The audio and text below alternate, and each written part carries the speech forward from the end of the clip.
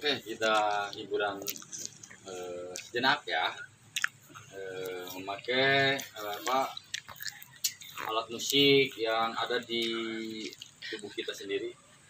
Ini bukan alat musik perkusi ya, kalau perkusi itu peralatan dapur. Kalau ini alat musik yang ada di diri kita, yaitu namanya di